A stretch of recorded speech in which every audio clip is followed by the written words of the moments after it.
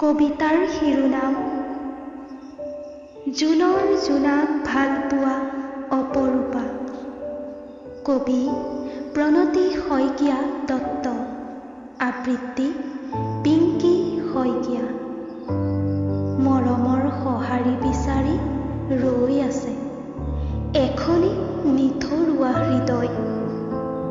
অপৰূপা, তুমি বুজি পোৱানে? কলিজাৰ শীতল বাৰ্তা কঢ়িয়াই অনা কবিতাৰ ছন্দেৰে ভৰা শব্দ। অপৰূপা, তুমি নাভাবিবা হাঁহি কান্দোন কোনো অৰ্থহীন বুলি।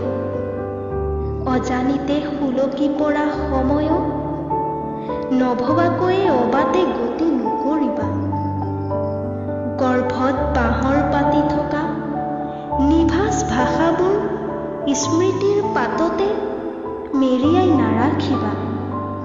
অপৰূপা, মৃত্যু তেনেই সহজ নহয়। জীৱনৰ পৰা মুক্ত হ'বলৈ মৃত্যুৱেই যদি শ্ৰেয়, তেন্তে জীৱন দান কিয় লাগে? জীৱন মানেই জানো সংগ্ৰাম নহয়?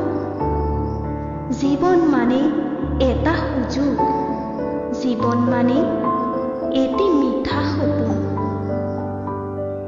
বাস্তৱত পৰিণত কৰা, জীৱনৰ সৌন্দৰ্যবোৰ উপভোগ কৰা, জীৱনৰ প্ৰতিটো প্ৰতিশ্ৰুতি পূৰণ কৰা।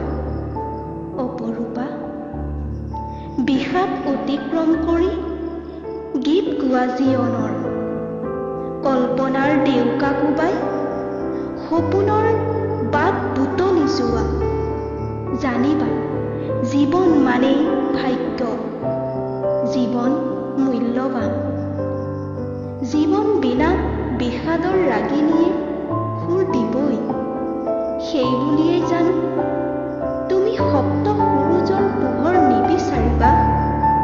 অপৰূপা, মনত ৰাখিবা জীৱন মানেই এটি নুবুজা সাঁথৰ।